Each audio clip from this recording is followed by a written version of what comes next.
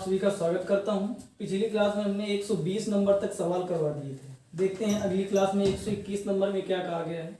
दो संख्याओं के अंतर का योगफल तथा गुणनफल का अनुपात 1:7:24 है। इन संख्याओं का गुणनफल कितना होगा। हम मान लेंगे माना दो संख्याएं, एक संख्या ए है और दूसरी संख्या बी है, तो इनके अंतर, तो दोनों संख्याओं के अंतर और योगफल, तो दोनों संख्याओं का योगफल और गुणनफल, इनका अनुपात दिया गया है। तो इनका अनुपात है 1:7:24। ये इस तरह से कंडीशन दी गई है। हम ऐसा करेंगे, इसमें हम मान लेंगे a माइनस बी बराबर के और a प्लस बी बराबर हो जाएगा 7 के और ए बी बराबर हो जाएगा 24 के। आगे उसने कहा है कि इन संख्याओं का गुणनफल कितना होगा, यानी दोनों संख्याओं का गुणनफल चाहिए। तो हमारे पास ये दो समीकरण दिए हैं, इनको हल करके a और b के अलग अलग मान ज्ञात करेंगे। तो इस समीकरण को यहाँ साफ करके नीचे लिखे दे रहे हैं a माइनस बी बराबर 7 के। सबसे पहले दोनों को जोड़ देंगे। तो जब दोनों को जोड़ेंगे, सबसे पहले दोनों को जोड़ेंगे, तो जब जोड़ेंगे तो ये हो जाएगा 2a बराबर 8 के, तो a बराबर आ जाएगा 4 के। a बराबर 4 के यहाँ पर आ गया, a का मान यहाँ पर a बराबर 4 के आ गया, a का मान यहाँ पर रख दें तो b बराबर आ जाएगा 3 के। अब हमसे उसने कहा है कि दोनों संख्याओं का गुणनफल चाहिए। तो यहाँ पर a और b के दोनों के मान रखेंगे, तो ये हो जाएगा 4 के गुणा 3 के बराबर 24 के। एक के से के खत्म हो जाएगा, 3 से काटेंगे तो यहाँ पर 8 आ जाएगा, यहाँ पर 2 आ जाएगा, तो के का मान आ गया 2। अब हमको के का मान तो उसने पूछा नहीं था, पूछा था इन संख्याओं का गुणनफल कितना है। तो इन संख्याओं का गुणनफल ए बी बराबर था 24 के और के की वैल्यू आई है 2, तो 24 गुणा 2 बराबर हो जाएगा 48। अर्थात दोनों संख्याओं का गुणनफल आ जाएगा 48। नोट करो इसको। आगे देखते हैं नेक्स्ट क्वेश्चन क्या कहा गया है। आगे नेक्स्ट क्वेश्चन में कहा गया है कि तीन संख्याओं का योग 64 है। पहली और दूसरी संख्या का अनुपात 3:5 है, जबकि दूसरी और तीसरी संख्या का अनुपात 5:8 है। दूसरी संख्या क्या होगी। तो उसने पहली और दूसरी का अनुपात दिया है 3:5 है। दूसरी और तीसरी संख्या का अनुपात उसने दे दिया है 5:8 है। सबसे पहला काम होगा, हम इन तीनों संख्याओं का अनुपात निकालेंगे। तो a अनुपात b अनुपात c। a अनुपात हमने देखा यहाँ पर दोनों में b समान था, तो यहाँ पर भी दोनों में 5 समान, तो सीधे डायरेक्ट 3:5:8 लिख देंगे। इसके हिसाब से पहली संख्या 3, दूसरी संख्या 5 और तीसरी संख्या 8। इस अनुपात के हिसाब से इनका योग हो जाएगा 16। लेकिन क्वेश्चन में कहा गया है कि तीन संख्याओं का योग 64 है, तो 1 बराबर आ जाएगा 4 के। अब उसने हमसे पूछा है कि दूसरी संख्या क्या है। तो अनुपात के हिसाब से दूसरी संख्या थी 5, 1 बराबर 4 के है, तो जब 5 बराबर निकालेंगे तो आ जाएगा 20। अर्थात दूसरी संख्या हो जाएगी 20। इसका ऑप्शन नंबर पहला सही हो जाएगा। नोट करो। आगे देखते हैं 123 नंबर में क्या कहा गया है। 123 नंबर में कहा गया है कि तीन संख्याओं का अनुपात 3:4:7 है। तो तीन संख्याएं a अनुपात b अनुपात c 3:4:7 है। यदि इनका गुणनफल 18,144 हो तो ये संख्याएं ज्ञात कीजिए। तो हम मान लेंगे माना पहली संख्या 3 के है, दूसरी संख्या 4 के है और तीसरी संख्या 7 के है। इनका गुणनफल 18,144 है, तो ये संख्याएं क्रमशः क्या है। तो सवाल के हिसाब से गुणनफल अर्थात a गुणा b गुणा c 18,144 दिया गया है। अब यहाँ से 3 के गुणा 4 के गुणा 7 के बराबर 18,144। 3 के गुणे 4 के गुणे 7 के बराबर 18,144। इसमें जब कैलकुलेट करेंगे तो के क्यूब बराबर आ जाएगा 216। अर्थात के की वैल्यू आ जाएगी 6। अब के की वैल्यू आई 6। हमसे उसने पूछा है कि ये संख्याएं क्रमशः क्या हैं। तो ये संख्याएं क्रमशः 3 के 4 के 7 के थी। तो के की वैल्यू यहाँ पर रखेंगे तो ये हो जाएगा 3 गुणा 6, 4 गुणा 6 और 7 गुणा 6। अर्थात क्षेत्र का 18, 24 और 42। 18, 24, 42 अर्थात ऑप्शन नंबर सी इसका सही हो जाएगा। नोट करो।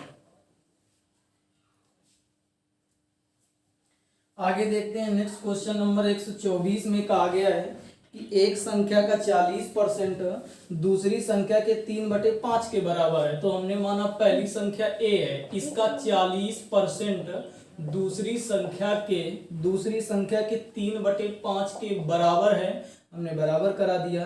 पहली संख्या का दूसरी संख्या से अनुपात पूछा गया है, तो परसेंटेज जब हटाएंगे तो नीचे हो जाएगा 100। 1 0 से 1 0 ये खत्म हो जाएगा, 2 दूनी 4 2 पंचे 10 ये हो जाएगा, 2 से 2 ये खत्म हो जाएगा। तो ये आ जाएगा a/5 बराबर b/,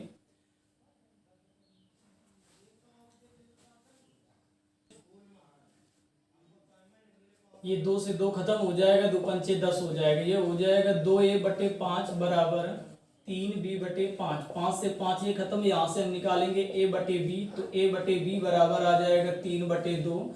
a/b आ गया 3/2, अर्थात a/b आ जाएगा 3/2। यही क्वेश्चन में पूछा गया था। पहली संख्या हमने a मानी थी, दूसरी संख्या b मानी थी। पहली संख्या का दूसरी संख्या से अनुपात 3/2 हो जाएगा। नोट करो इसको। आगे देखते हैं नेक्स्ट क्वेश्चन में क्या कहा गया है। नेक्स्ट क्वेश्चन में कहा गया एक विद्यालय में लड़कों की संख्या का 10%, लड़कियों की संख्या का 1/4 भाग है तथा लड़कियों की संख्या का 10%, लड़कों की संख्या का 1/25 है। तो लड़के तथा लड़कियों की संख्या का क्या अनुपात है? यानी लड़कों की संख्या के साथ लड़कियों की संख्या का अनुपात ज्ञात करना है। तो एक विद्यालय में लड़कों की संख्या का 10%, यानी लड़कों की संख्या का 10%, लड़कियों की संख्या का 1/4 है। तो लड़कियों की संख्या का 1/4 है।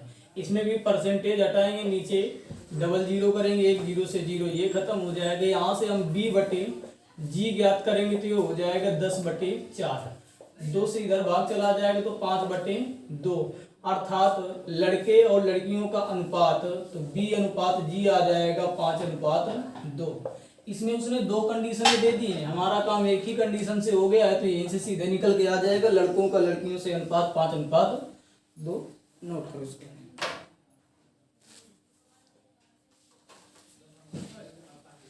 अगला क्वेश्चन 126 नंबर का आ गया है कि 3 कारों द्वारा 1:2:3 के अनुपात में दूरी तय की गई है। यानी दूरी का अनुपात दिया गया है। दूरी किस अनुपात में है? तो दूरी का अनुपात दिया गया है 1:2:3। आगे कहा गया यात्रा के समय का अनुपात, समय का अनुपात दे दिया गया है 3:2:1। अब उसने पूछा है कि चालों का अनुपात ज्ञात कीजिए, हमको चाल का अनुपात चाहिए। तो सबसे पहले हम साइड में देखते हैं कि चाल बराबर फार्मूला होता है दूरी बटे समय। अगर हमको पहले व्यक्ति की चाल ज्ञात करना है तो पहले व्यक्ति द्वारा तय की गई दूरी और समय चाहिए। तो इसको क्रम से हम 1/3 अनुपात 2/2 अनुपात 3/1 ज्ञात कर देंगे।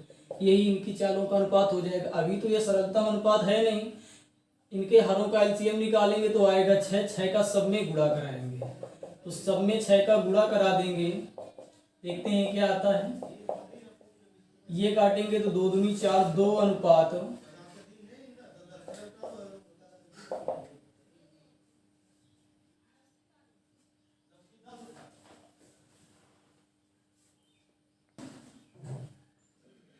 6 का सब में गुणा करा देंगे तो 6 × 1/3 अनुपात 6 × 2/2 अनुपात 3/1 गुणा 6। 3 दूना 6 ये हो जाएगा, 2 से 2 ये खत्म हो जाएगा, तो 2:6:18 आ जाएगा। अभी ऐसी कोई संख्या जिसे सब में भाग चला जाए, तो 2 से भाग सब में चला जाएगा, तो 1:3:9 अर्थात 1:3:9 अनुपात आ जाएगा इनकी चालों का अनुपात। नोट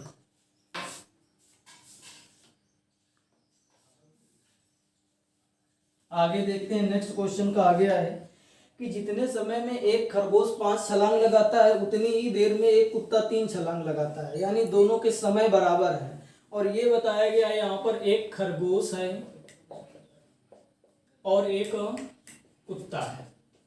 खरगोश यहाँ पर बताया गया है कि खरगोश 5 छलांग लगाता है और कुत्ता 3 छलांग लगाता है। ये हमने इतना नोट कर दिया।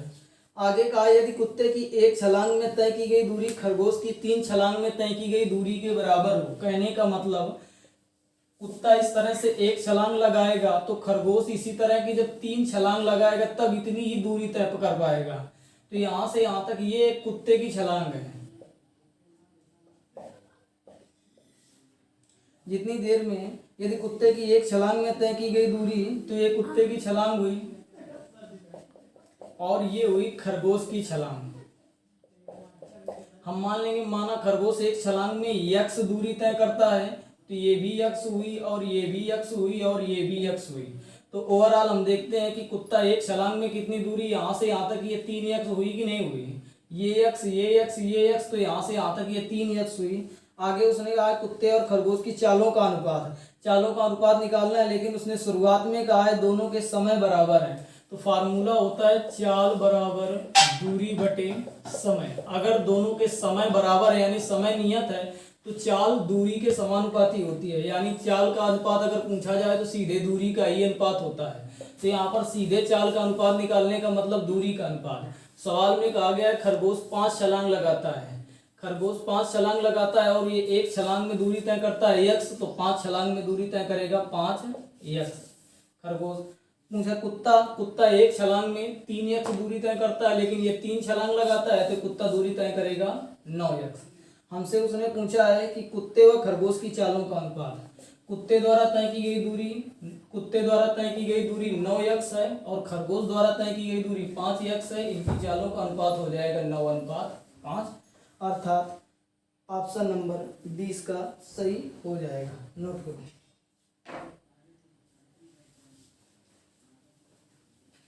आगे देखते हैं। अगले क्वेश्चन में कहा गया है एक परीक्षा में प्रवीण तथा विजय के प्राप्तांकों का अनुपात। 2 लड़के हैं, एक लड़का प्रवीण है, प्रवीण अनुपात विजय, तो प्रवीण और विजय के प्राप्तांकों का अनुपात 4:5 है। आगे कहा गया जबकि विजय और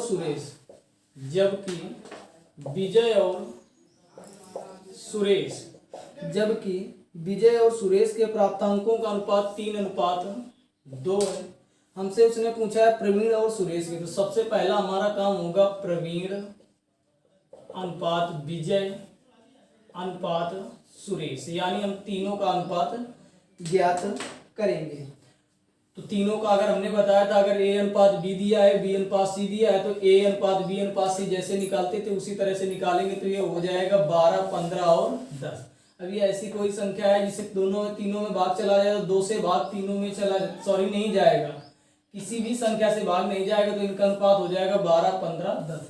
अब उसने पूछा है कि प्रवीण और सुरेश का अनुपात ज्ञात कीजिए, तो प्रवीण और अनुपात सुरेश ज्ञात करना है। तो प्रवीण 12 और 10 है, 200 दोनों में भाग चला जाएगा, तो 6:5 आ जाएगा, अर्थात प्रवीण और सुरेश के प्राप्तांकों का अनुपात हो जाएगा 6:5, अर्थात ऑप्शन नंबर सी सही हो जाएगा। आगे देखते हैं, नोट करो इसको भी जल्दी से। नेक्स्ट क्वेश्चन अगला देखते हैं क्या कहा गया है। नेक्स्ट क्वेश्चन में कहा गया एक परीक्षा में अंशुल ने अंग्रेजी में विज्ञान से दुगने अंक प्राप्त किए। अंग्रेजी में विज्ञान से दोगुने अंक प्राप्त किए। यहाँ से हम अंग्रेजी और साइंस के अंकों का अनुपात ज्ञात कर सकते हैं। अंग्रेजी, विज्ञान और गणित में उसके कुल प्राप्तांक 3 सब्जेक्ट हैं। अंग्रेजी, विज्ञान और गणित तीनों के कुल अंक हैं 180। आगे कहा गया है अंग्रेजी और गणित में उसके प्राप्तांकों का अनुपात। अंग्रेजी और गणित में उसके प्राप्तांकों का अनुपात 2:3 है।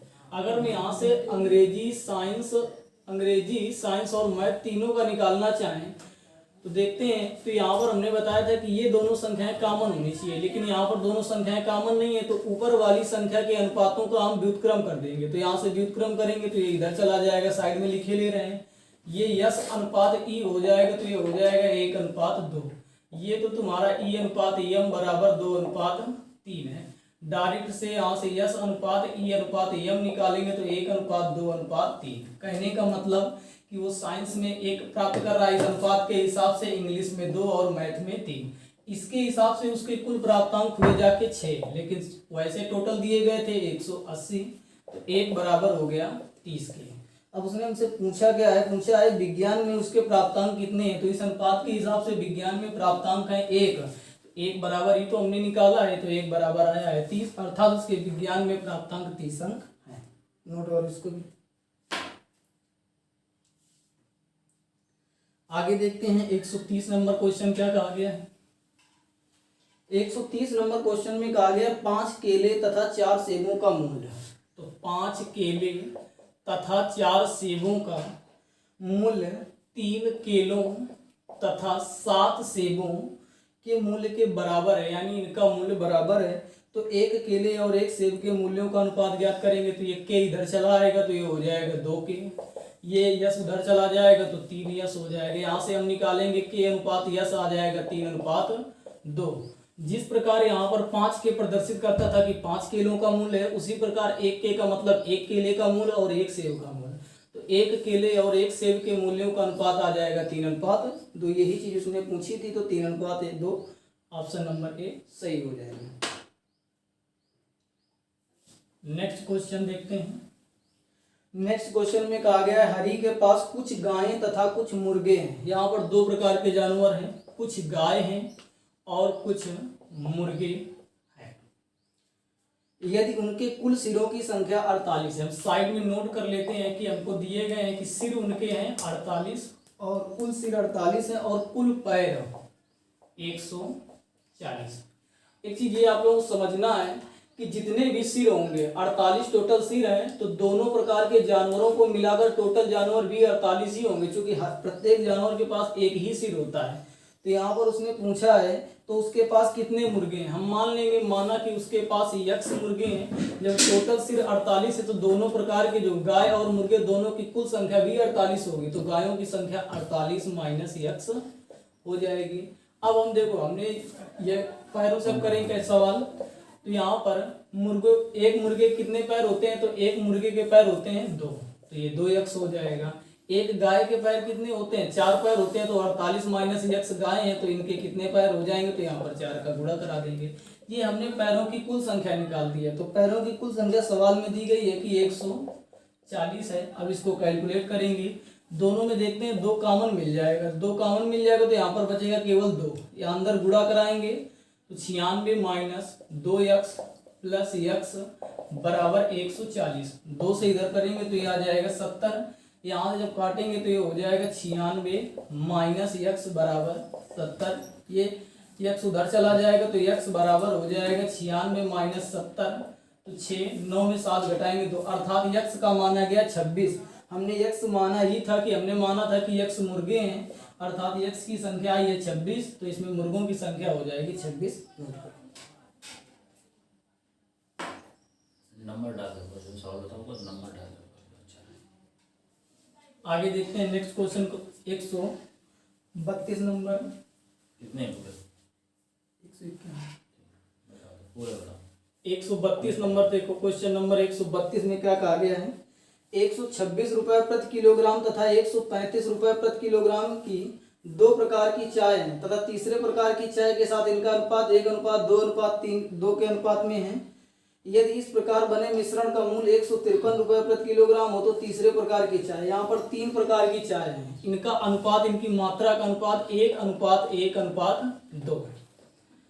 आगे उसने कहा है तो पहली प्रकार की चाय का उसने भाव दे दिया है 126 रुपए प्रति किलोग्राम। दूसरी प्रकार की चाय का उसने भाव दे दिया है 135 रुपए प्रति किलोग्राम। आगे उसने कहा है कि तीसरे प्रकार की चाय का मूल्य कितना होगा। तो हम मान लेंगे, माना कि तीसरे प्रकार की चाय का मूल्य 100 रुपए प्रति किलोग्राम है। अब जब हम इनको खरीदेंगे, हम मान लेंगे कि माना पहली प्रकार की चाय 1 है और दूसरी प्रकार की चाय 1 है और तीसरी प्रकार की चाय 2 है। जब हम पहली प्रकार की चाय 1 किलोग्राम चाय 126 रुपए प्रति किलोग्राम के भाव से खरीदेंगे तो 126 रुपए यहाँ पर खरीद क्रय मूल्य होगा। 135 रुपए प्रति किलोग्राम के भाव से जब 1 किलो खरीदेंगे तो इसका मूल्य 135 हो जाएगा। जब 100 रुपए प्रति किलोग्राम के भाव से 2 किलोग्राम चाय खरीदेंगे तो इसका मूल्य हो जाएगा 2x। लेकिन हमने इसको बेचा किस हिसाब से, 153 रुपए प्रति किलोग्राम के हिसाब से। जब इसको मिला देंगे तो टोटल मात्रा हो जाएगी 4 किलोग्राम। इस 4 किलोग्राम को 153 रुपए प्रति किलोग्राम के भाव से बेचा गया है। अब इनको जोड़ते हैं, 6 5 11 हो जाएगा। इनको जब जोड़ेंगे तो 6 5 11, 3 2 5 1 6 1 1 2, ये हो जाएगा 261 प्लस 2x बराबर 4 3 12 4 5 20 1 21 4 1 4 1 5 4 1 4 2 6 612 आ गया। यहाँ से 2x बराबर निकालेंगे तो 612 माइनस 261। 2x बराबर यहाँ पर 2 में 1 घटाएंगे 1 आ गया, 11 में 6 घटाएंगे 5 आएगा, यहाँ पर 5 में 2 घटाएंगे 351। तो 2x बराबर, तो यहाँ से x की वैल्यू ज्ञात करेंगे तो x बराबर 351/2। जब इसको x को कैलकुलेट करेंगे तो x बराबर आ जाएगा 175.5 रुपए प्रति किलोग्राम। हमने यही तो माना था कि तीसरे प्रकार की चाय का मूल्य 1 रुपये प्रति किलोग्राम था, अर्थात तीसरे प्रकार की चाय का भाव आ जाएगा 175 या 175.5 रुपये प्रति किलोग्राम। नोट करो इसको भी। आगे देखते हैं नेक्स्ट क्वेश्चन क्या कहा गया है। नेक्स्ट क्वेश्चन में कहा गया 133 नंबर है। 133 नंबर नेक्स्ट क्वेश्चन में कहा गया है कि किसी कारखाने में एक व्यक्ति द्वारा किए गए उत्पादन का 33.3%, दूसरे व्यक्ति द्वारा किए गए उत्पादन का 50% है। यहाँ पर दो व्यक्ति हैं, तो हम पहले व्यक्ति को अगर हम मान लेते हैं P1 और दूसरे व्यक्ति द्वारा किए गए उत्पादन को P2 मान लेते हैं, तो पहले व्यक्ति द्वारा किए गए उत्पादन का 33.1/3%, और जब 33.1/3% को बनाया जाएगा तो ये हो जाएगा 100/3% बराबर है दूसरे व्यक्ति द्वारा किए गए उत्पादन के 50% के बराबर है। ये परसेंट से परसेंट इधर खत्म हो जाएगा। यहाँ से हम P1 अनुपात P2 निकालेंगे, तो जब P1 अनुपात P2 निकालेंगे 50 से ये खत्म हो जाएगा तो सीधे 2 आ जाएगा, तो ये आ जाएगा 3:2। यहाँ से हमने P1 अनुपात P2 अर्थात तो पहले व्यक्ति द्वारा किए गए उत्पादन और दूसरे व्यक्ति द्वारा किए गए उत्पादन का अनुपात हमने ज्ञात कर लिया। यदि उसने कहा कि दूसरा व्यक्ति प्रतिदिन 1500 बेंच बनाता है, इसके हिसाब से ये 3 बनाता है, ये 2 बनाता है। सवाल में कहा गया दूसरा व्यक्ति प्रतिदिन 1500 बेंच बनाता है, यानी 2 बराबर 1500 के, तो 1 बराबर 750 के। उसने पूछा है तो पहला व्यक्ति प्रतिदिन कितने बेंच बनाता है, तो पहला व्यक्ति इस अनुपात के हिसाब से 3 बनाता है। दोनों तरफ 3 गुणा करा देंगे, 3 से गुणा कराएंगे तो 53 यानी 2250 आ जाएगा। अर्थात पहले व्यक्ति द्वारा प्रतिदिन 2250 बेंच बनाए जाते हैं, तो इसका ऑप्शन नंबर डी सही हो जाएगा। नोट करो इसको भी।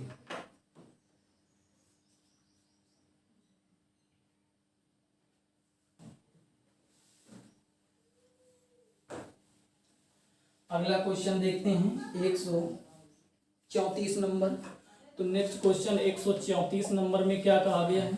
134 नंबर में कहा गया एक कारखाने में स्त्री और पुरुष कर्मचारियों का अनुपात 3:5 है। तो स्त्री और पुरुष कर्मचारियों का अनुपात 3:5 है। इस अनुपात के हिसाब से इस कारखाने में स्त्री 3 है और पुरुष 5 है। यदि स्त्रियों की संख्या पुरुषों की संख्या से 40 कम है, इस अनुपात के हिसाब से कितना कम है, तो इस अनुपात के हिसाब से 2 कम है, तो 2 बराबर 40 के, तो 1 बराबर 20 के। अब उसने पूछा है तो कारखाने में कुल कितने कर्मचारी हैं। कुल कर्मचारी मतलब स्त्री और पुरुषों दोनों की कुल संख्या, तो इस अनुपात के हिसाब से कुल है 8, 1 बराबर 20 के, तो दोनों तरफ 8 का गुणा कराएंगे तो 8 बराबर 160, अर्थात इस कारखाने में कुल कर्मचारी हैं 160। ये भी क्वेश्चन हो गया, नोट करो जल्दी से। नेक्स्ट क्वेश्चन देखते हैं 135 नंबर। 135 नंबर में देखते हैं क्या कहा गया है। 135 नंबर में कहा गया है कि दो संख्याओं का अंतर उनके योगफल का 45% है। तो हमने माना दो संख्याएं a और b हैं, तो उनका जो अंतर है उनके योगफल, दो संख्याओं का अंतर उनके योगफल का 45% है। यही सवाल में कंडीशन कही गई थी। अब देखते हैं a माइनस बी बराबर a प्लस बी। 45% से घटाएंगे तो नीचे 100 आ जाएगा, तो 45/100। 5 से काटेंगे तो यहाँ पर 9 आ जाएगा, यहाँ पर 20 आ जाएगा। 20 का इधर गुणा कराएंगे तो ये हो जाएगा 20a माइनस 20b बराबर 9a प्लस 9b। ये 9a इधर चला जाएगा तो 20 में 9 घटाएंगे तो आ जाएगा तुम्हारा 11a। ये 20 उधर चला जाएगा 29b आ जाएगा। यहाँ से हम a/b अगर ज्ञात करेंगे तो 29/11 आ जाएगा। अब देखते हैं उसने पूछा हमसे क्या है, बड़ी संख्या और छोटी संख्या। तो बड़ी संख्या 29 है और छोटी संख्या 11 है, तो बड़ी संख्या का छोटी संख्या से अनुपात मतलब a/b आ जाएगा 29/11, अर्थात ऑप्शन नंबर डी इसका भी सही हो जाएगा। नोट करो इसको भी जल्दी से। आगे देखते हैं नेक्स्ट क्वेश्चन नंबर 136 में क्या है। क्वेश्चन नंबर 136 में कहा गया है नंबर कि दो छात्रों की आयु का अनुपात 3:2 है। हमने मान लिया दो छात्र ए और बी हैं, तो दोनों की आयु का अनुपात 3:2 है। इस अनुपात के हिसाब से पहले छात्र की आयु 3 और दूसरे छात्र की आयु 2। सवाल में कहा गया इनमें से एक दूसरे से 5 वर्ष बड़ा है। इस अनुपात के हिसाब से एक दूसरे से 1 बड़ा है, तो 1 बराबर 5 वर्ष के आ गया। अब उसने हमसे पूछा है छोटे छात्र की आयु ज्ञात कीजिए। छोटा छात्र इस अनुपात के हिसाब से 2 है, तो 1 बराबर 5 के, तो 2 बराबर 10 वर्ष के, अर्थात छोटे छात्र की आयु आ जाएगी 10 वर्ष। इसको भी नोट। नेक्स्ट क्वेश्चन देखते हैं 137 नंबर। क्वेश्चन नंबर 137 में क्या कहा गया है? क्वेश्चन नंबर 137 में कहा गया है दो संख्याएं 3:4 के अनुपात में है। तो हमने मान लिया दोनों संख्याएं ए और बी हैं, तो इनका अनुपात 3:4 है। इस अनुपात के हिसाब से पहली संख्या हम मान सकते हैं 3x और दूसरी संख्या मान सकते हैं 4x। उसने कहा इनका लघुत्तम समापवर्त तथा महत्तम समापवर्त का गुणनफल 2028 है। इनका अगर हम एलसीएम निकालेंगे तो एलसीएम आएगा 12x, और इनका अगर एचसीएफ निकालेंगे यानी मासा निकालेंगे तो आएगा x। इनका दोनों का गुणनफल उसने कहा है कि 2028 है। यहाँ से 12x स्क्वायर बराबर आ गया 2028, यहाँ से x स्क्वायर बराबर निकालेंगे तो 2028 बटे 12 आ जाएगा। अब यहाँ से हम 4 से काटेंगे दोनों को, तो 4 पंचे 20, 4 सत्ते 28, और यहाँ से काटेंगे तो 4 तिहाई 12। 3 से काटेंगे तो 3 एकम 3 हो जाएगा, 3 18, 3 9 27, 169 आ गया। यहाँ से x बराबर 169, 13 का स्क्वायर होता है, यानी x की वैल्यू आ गई 13। आगे सवाल में कहा गया है कि इन संख्याओं का योगफल, तो इस अनुपात के हिसाब से इनका योगफल हो जाएगा 7x। x की वैल्यू आई ये 13, x की वैल्यू यहाँ पर रखेंगे तो 13 7 91 हो जाएगा, अर्थात इन दोनों संख्याओं का योगफल 91 आ जाएगा, अर्थात ऑप्शन नंबर डी इसका सही हो जाएगा। नेक्स्ट क्वेश्चन नोट करो इसको, फिर नेक्स्ट क्वेश्चन आगे। नेक्स्ट क्वेश्चन नंबर 138 देखते हैं क्या कहा गया है। हाँ देखो 138 नंबर 137 तक करवा दिए थे, 138 में देखते हैं। यदि a बराबर b का 4/5 है, तो a बराबर b का 4/5। यहाँ से पहला काम है कि a बटे b, अर्थात हम ज्ञात कर लेंगे 4/5, यानी हम a अनुपात b बराबर ज्ञात करेंगे तो आएगा 4:5। आगे सवाल में कहा गया है तथा b बराबर c का 5/2, तो b बराबर c का 5/2। यहाँ से हम b अनुपात c ज्ञात करेंगे तो 5:2 आ जाएगा। नीचे लिखेंगे b अनुपात c 5:2। यहाँ से a अनुपात b अनुपात c निकालेंगे तो 4:5:2। अब सवाल में उसने पूछा है a और c का अनुपात ज्ञात करो, तो a और c का अनुपात ज्ञात करना है तो a की वैल्यू 4 है, b की वैल्यू 5 है और c की वैल्यू 2 है, तो a अनुपात c 4:2, अर्थात आ जाएगा 2:1, और a अनुपात c ज्ञात करना था तो आ जाएगा 2:1। इसका ऑप्शन नंबर भी सही हो जाएगा। नोट करो। नेक्स्ट क्वेश्चन नंबर 139 में कहा गया है कि संख्याएं 6, 7, 15, 17 में से प्रत्येक में से कम क्या जोड़ें कि परिणामी संख्याएं समानुपाती हो जाएं। देखते हैं कैसे करेंगे। 6, 7, 15, 17 ये 4 संख्याएं दी गई हैं। इनमें से प्रत्येक में कम क्या जोड़े। हम मान लेंगे, माना कि प्रत्येक में यम जोड़े, तो इसमें यम जोड़ेंगे तो ये 6 प्लस यम हो जाएगा, इसमें यम जोड़ेंगे 7 प्लस यम हो जाएगा, इसमें यम जोड़ेंगे 15 प्लस यम हो जाएगा, इसमें जोड़ेंगे 17 प्लस यम हो जाएगा। सवाल में कहा कम से कम क्या जोड़े कि परिणामी जो संख्याएं प्राप्त हों वो समानुपाती हों, तो इन संख्याओं को समानुपात में कर देंगे तो समानुपाती हों। और समानुपात की कंडीशन होता है कि बाह्य पदों का गुणनफल अंतः पदों के गुणनफल के बराबर होता है, तो अर्थात 6 प्लस यम गुणा 17 प्लस यम बराबर 7 प्लस यम गुणा 15 प्लस यम। अब इसमें इनका गुणा करा देंगे। एक तो तरीका ये है कि इनका गुणा करा के यहाँ से यम की वैल्यू फाइंड कर लेंगे, तो यम की जब वैल्यू फाइंड करोगे तो यम की वैल्यू आएगी 3, यम की वैल्यू आएगी 3, अर्थात यही यम का मान, यही छोटी से छोटी संख्या जोड़ी गई है, अर्थात यम ही तो हमने जोड़ा था, अर्थात यही छोटी से छोटी जोड़ी जाने वाली संख्या 3 है, जिससे ये संख्याएं समानुपात में हो जाएंगी। ये भी हो गया नोट।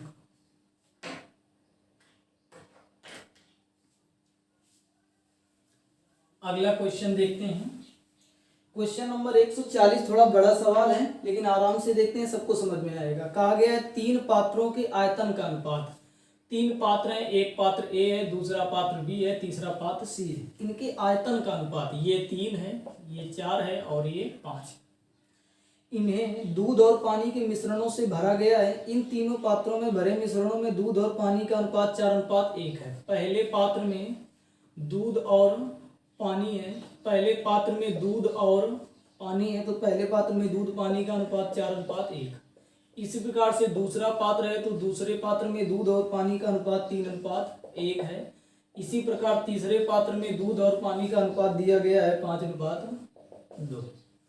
अब क्या करेंगे, इनकी हम भिन्न के रूप में मात्रा निकालेंगे। तो सीधे हम डायरेक्ट कर देते हैं, यहीं से ऐसे जैसे एक एक का करके दिखाई देते हैं। यहाँ से इसके पहले पात्र में हमारे हिसाब से, अनुपात के हिसाब से इसमें दूध 4 है और पानी 1 है, तो यहाँ पर 5 बराबर, वैसे कुल मात्रा 3, 1 बराबर 3/5 के। यहाँ से 4 बराबर निकालेंगे तो ये हो जाएगा 4 × 3/5। ओवरऑल हम कर ये रहे हैं कि 4/5 तो वैसे भी करते हैं, जितना इसका आयतन है इसमें इसका गुणा करा के इसकी मात्रा निकालेंगे। इसी प्रकार से 3 × 1/5 अर्थात ये हो जाएगा 12/5 कामा 3/5। पहले पात्र में दूध 12/5 है और पानी 3/5 है। सेम इसी प्रकार से इसमें भी करेंगे, तो 4 × 3/4 कामा 4 × 1/4। 4 से 4 खत्म, ये 4 से 4 खत्म, तो ये आ जाएगा 3:1। इतनी बात समझ में आई कि नहीं आई? आगे देखते हैं।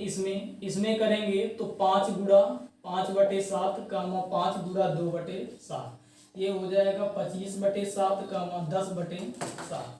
अब सवाल में उसने कहा है चौथे पात्र में दूध और पानी, इन जब तीनों पात्रों को आपस में मिला देंगे तो एक नया पात्र बड़ा बन जाएगा। उस चौथे पात्र में दूध और पानी का अनुपात क्या है? तो इस चौथे पात्र में दूध और पानी का, तो पहले पात्र में दूध की मात्रा, दूसरे पात्र में दूध की मात्रा और तीसरे पात्र में दूध की मात्रा, इन तीनों दूध की मात्राओं का हम योग कर देंगे। अर्थात इधर हम साइड में बताए दे रहे हैं, तो 12/5 + 3 + 25/7, ये दूध की मात्रा हो गई। अनुपात पानी की मात्रा निकालना है तो 3/5 + 1 + 10/7। इनको कैलकुलेट करके इनका अनुपात निकाल लेंगे, इनको जोड़ेंगे, हर इनके तीनों के हरों का एलसीएम लेके कैलकुलेट करेंगे, इसके हरों का भी इनके तीनों के हरों का एलसीएम लेके कैलकुलेट करेंगे। जब कैलकुलेट करेंगे तो अनुपात आएगा 175:53। अर्थात चौथे पात्र में दूध 153 है और पानी चौथे पात्र में दूध 175:53 है, तो चौथे पात्र में दूध हो जाएगा 175 और पानी हो जाएगा 53। ये इसका आंसर हो जाएगा, नोट कर।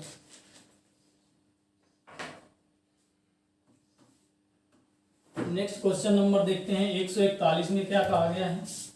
क्वेश्चन नंबर 141 देखते हैं। क्वेश्चन नंबर 141 में कहा गया है, 141 नंबर जो क्वेश्चन है ये सेम क्वेश्चन रिपीट किया गया है। तो ये क्वेश्चन नंबर 132 जो है सेम वही क्वेश्चन ही रिपीट कर दिया गया है, कोई वैल्यू की चेंज भी नहीं किया गया है। कहा गया 126 रुपये प्रति किलोग्राम और 135 रुपये प्रति किलोग्राम वाली चाय को एक तीसरे प्रकार की चाय के साथ 1:1:2 के अनुपात में मिलाया गया है। यदि इस मिश्रण का मूल्य 153 रुपये प्रति किलोग्राम हो तो तीसरे प्रकार की चाय का मूल्य प्रति किलोग्राम कितना है? इसमें आंसर आया था 175.50। तो सेम सवाल है तो इसको नहीं बताएंगे, इसको 132 नंबर सवाल देख लेना। आगे सवाल नंबर 142 बताते हैं।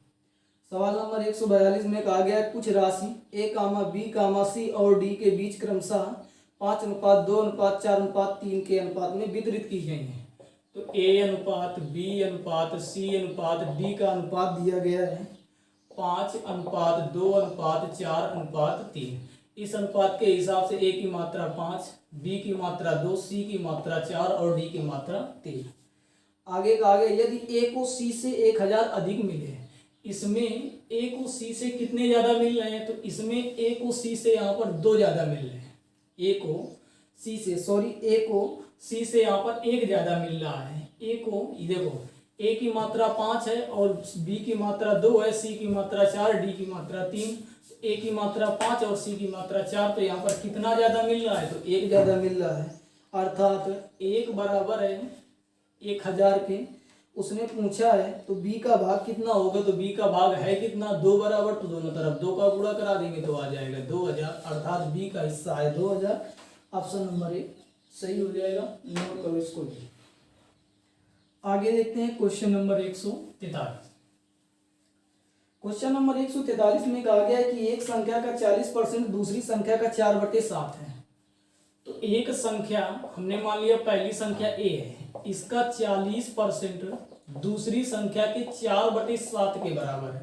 40% मतलब 40/100, 0 से 0 खत्म, 2 से काटेंगे 2 दूनी 4, 2 पंचे, ये हो जाएगा 2a/5 बराबर 4b/7। 2 से काटेंगे तो 2 दूनी 4 आ जाएगा। यहाँ से a/b ज्ञात करना है, तो a/b ज्ञात करेंगे तो 10/7 आ जाएगा।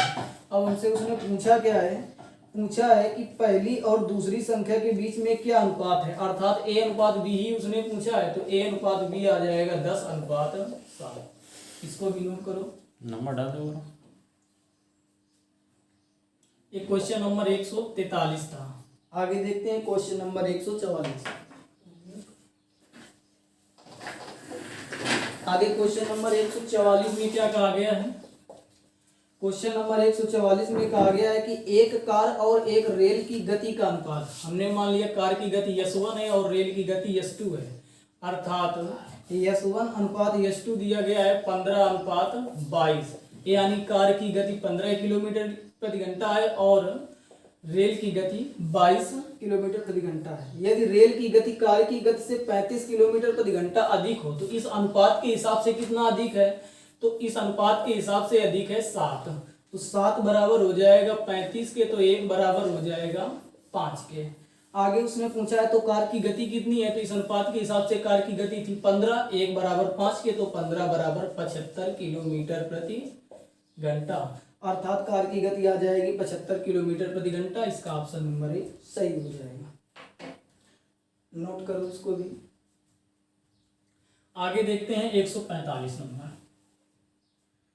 145 नंबर में क्या कहा गया है? 145 नंबर में कहा गया है यदि P प्लस Q का 20%, P प्लस Q का 20% बराबर है P माइनस Q के 50% के बराबर है। ये चीज सवाल में कहा गया। अब इसको कैलकुलेट करते हैं। परसेंटेज से परसेंटेज इधर खत्म हो जाएगा, 0 से 0 ये खत्म हो जाएगा, 2 का अंदर गुणा कराएंगे तो 2p प्लस 2q बराबर 5p माइनस 5q हो जाएगा। p इधर चला जाएगा, q इधर आ जाएगा, तो ये हो जाएगा 7q बराबर 3p। उसने पूछा है p अनुपात q ज्ञात करो, यानी p/q पहले ज्ञात करेंगे, तो p/q ज्ञात करेंगे तो 7/3 आ जाएगा, अर्थात p अनुपात q आ जाएगा 7:3। इसका ऑप्शन नंबर बी सही हो जाएगा। नोट करो इसको। आगे देखते हैं क्वेश्चन नंबर 146। क्वेश्चन नंबर 146 देखते हैं क्या कहा गया। क्वेश्चन नंबर जो 146 है ये सेम 18 नंबर क्वेश्चन है, तो इसको भी नहीं बताएंगे। क्वेश्चन नंबर 146 सेम 18 नंबर सवाल है, वैल्यू भी नहीं चेंज की गई, सेम वही सवाल उठा के रख दिया गया है। तो 146 के लिए 18 नंबर क्वेश्चन देख लेना। आगे देखते हैं क्वेश्चन नंबर 147। क्वेश्चन नंबर 147 में कहा गया 28 लीटर मिश्रण में पेट्रोल और तेल का अनुपात 5। टोटल मिश्रण है 28 लीटर, इसमें है पेट्रोल और तेल। इसमें पेट्रोल और तेल का अनुपात 5:2 है। इस अनुपात के हिसाब से हमने मान लिया पेट्रोल 5 है और तेल 2 है, तो 7 बराबर 28 के, तो 1 बराबर 4 के। यहाँ से इनकी अलग अलग मात्रा निकालेंगे तो ये आ जाएगा 20 लीटर और ये आ जाएगा 8 लीटर, अर्थात इस 28 लीटर मिश्रण में पेट्रोल है 20 लीटर और तेल है 8 लीटर। आगे देखते हैं इसमें कितना तेल और मिलाया जाए। इसमें हमको तेल मिलाना है। हमने मान लिया इसमें यम तेल मिलाया जाए, यम लीटर, अर्थात अब तेल की मात्रा हो जाएगी 8 प्लस यम, और पेट्रोल 20 ही रहेगा क्योंकि पेट्रोल में कोई परिवर्तन नहीं किया गया है। ये अनुपात 2:1 हो जाएगा, तो अब नया अनुपात हो जाएगा 20/8 प्लस यम बराबर 2/1।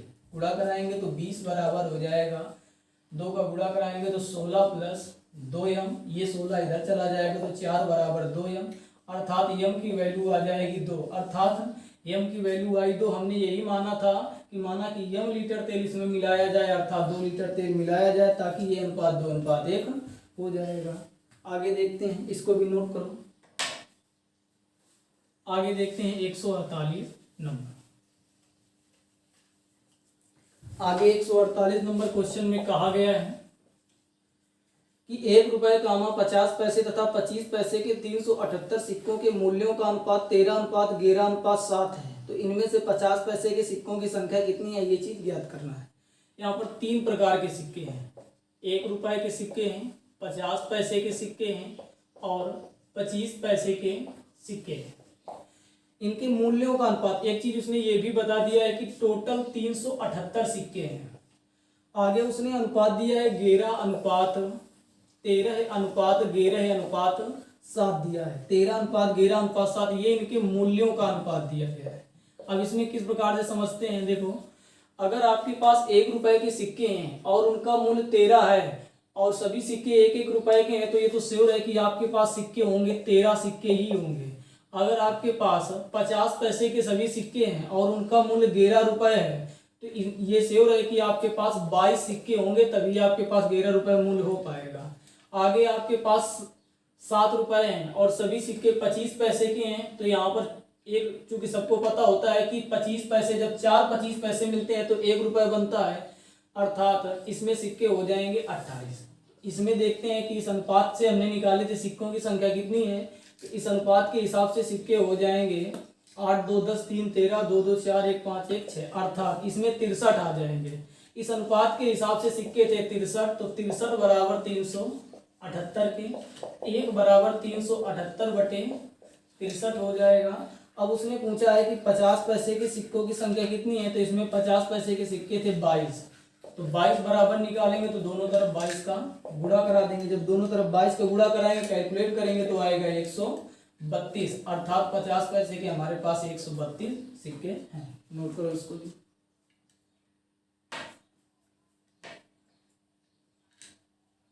आगे देखते हैं 149 नंबर।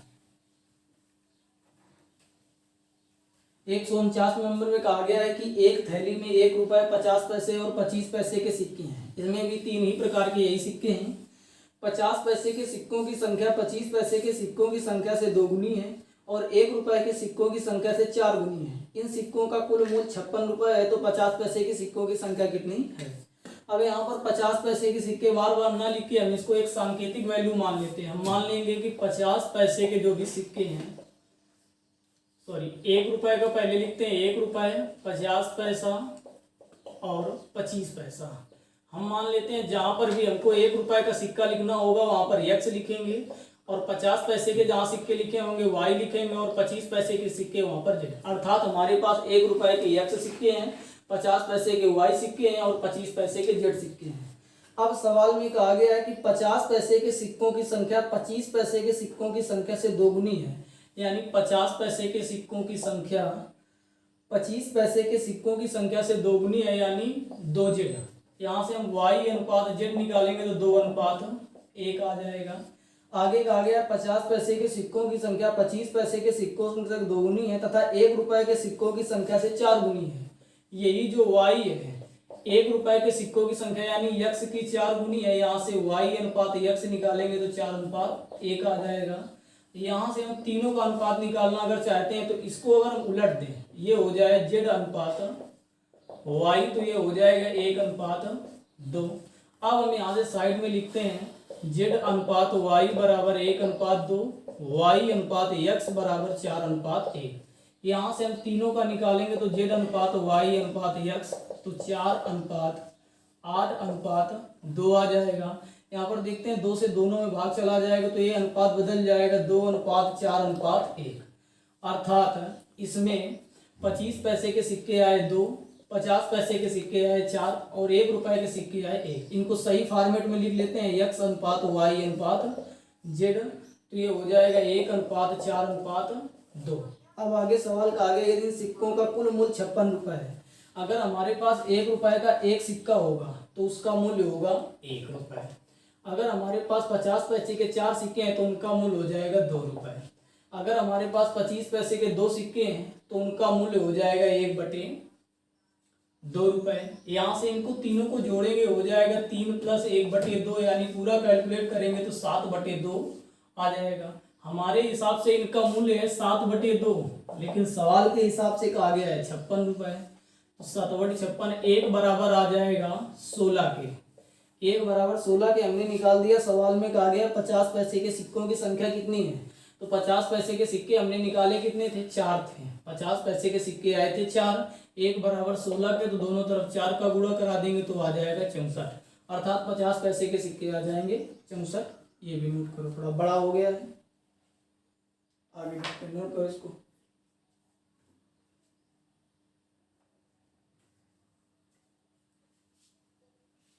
अगला देखते हैं क्वेश्चन नंबर 150।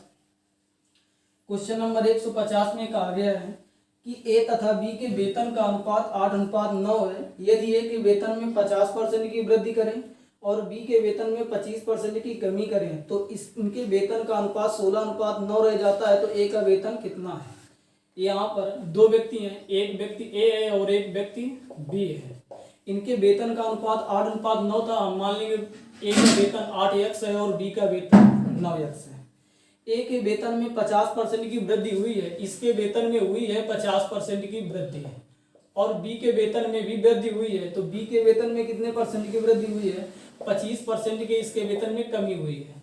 तो सीधे हम 8x का 150% निकाल देंगे, कैलकुलेट करेंगे तो आ जाएगा तुम्हारा, 2 से इसको काट देंगे तो ये 4 आ जाएगा, ये 5 आ जाएगा, ये आ जाएगा तुम्हारा 12x। यहाँ से आगे कैलकुलेट करेंगे, बी के वेतन में 25% की कमी हुई है, तो बी का वेतन था 9x, इसमें 25% की कमी हुई तो 75/100, 25 × 75, 25 चौको 100 हो जाएगा। ये तुम्हारा हो जाएगा 27x/4। आगे उसने कहा है इनके वेतन का अनुपात, तो अनुपात करेंगे तो ये हो जाएगा 12x/27x/4 बराबर 16/9। एक चीज हम देखते हैं, यहाँ से x से x ही खत्म हो जाएगा, और हमने x की ए का वेतन अगर हमको निकालना है तो x की वैल्यू पता होना चाहिए, बी का वेतन निकालना है तो x की वैल्यू पता होनी चाहिए। अर्थात यहाँ से हम देखते हैं कि x से x ही खत्म हो रहा है, तो हम यहाँ पर जब x की वैल्यू हमको नहीं ज्ञात की होगी तो ना हम a का वेतन ज्ञात कर सकते हैं ना b का वेतन। उसने पूछा a का वेतन कितना है, अर्थात इसमें सही हो जाएगा, ज्ञात नहीं कर सकते हैं, ऑप्शन नंबर डी सही हो जाएगा। आगे देखते हैं नेक्स्ट क्वेश्चन। आगे नेक्स्ट क्वेश्चन नंबर 151 में कहा यह गया है, 151 नंबर में कहा गया दो संख्याओं का अनुपात 1:1/2 अनुपात 2:2/3। हमने मान लिया दोनों संख्याएं a अनुपात b दिया गया है, 1:1/2 अनुपात 2:2/3 है। इसको सही फॉर्मेट में चेंज करेंगे तो ये आ जाएगा 3/2 अनुपात 8/3। अब इसको सरलतम चाहे तो सरलतम अनुपात में बना ले, तो सरलतम अनुपात में बनाएंगे तो दोनों में 6 का गुणा कराएंगे, तो जब दोनों में 6 का गुणा कराएंगे तो ये हो जाएगा 3/2 × 6 अनुपात 8/3 × 6, ये हो जाएगा 9:16। अर्थात इन दोनों संख्याओं का जो सही फॉर्मेट में अनुपात था 9:16 आ जाएगा। इसके हिसाब से पहली संख्या हम 9x ले सकते हैं और दूसरी संख्या 16x ले सकते हैं। आगे उसने कहा है प्रत्येक में 15 जोड़ने पर, इसमें भी 15 जोड़ेंगे तो ये हो जाएगा 9x + 15, और इसमें भी 15 जोड़ेंगे तो ये हो जाएगा 16x + 15। दोनों संख्याओं में 15 जोड़ने पर इनका नया अनुपात दिया गया है 1:2/3। इसको सही बटे में तोड़ेंगे तो ये हो जाएगा 5/3/5/2। इसको कैलकुलेट कर देते हैं, देखो 5 से 5 ये खत्म हो जाएगा, ये आ जाएगा तुम्हारा 2/3। यहाँ से तिर्यक का गुणा कराएंगे तो 3 × 9 = 27x + 45 बराबर 32x प्लस आ जाएगा 30। ये इधर चला जाएगा और ये इधर चला जाएगा, इसको ऊपर कैलकुलेट कर देते हैं तो ये 32 इधर जाएगा तो यहाँ पर आ जाएगा 5x बराबर 45 में 30 घटाएंगे 15 आ जाएगा, तो x बराबर वैल्यू आ गई 3। अब उसने हमसे पूछा है इनमें से बड़ी संख्या, तो इनमें से बड़ी संख्या कौन सी है, एक संख्या 9x है, दूसरी संख्या 16x है। तो बड़ी संख्या है 16x, x की वैल्यू यहाँ पर 3 रखेंगे तो 16 से 48 आ जाएगी। तो बड़ी संख्या 48 आ जाएगी। अगर छोटी संख्या पूछी गई तो छोटी संख्या आ जाएगी 27, अर्थात बड़ी संख्या 48। ऑप्शन नंबर सी इसका सही हो जाएगा। यहाँ से अनुपात समानुपात चैप्टर पूरी तरह से खत्म हो गया। इसमें 151 सवाल थे, पूरे हमने सवाल करवा दिए हैं। अगले वीडियो में नेक्स्ट चैप्टर मिलेंगे। धन्यवाद।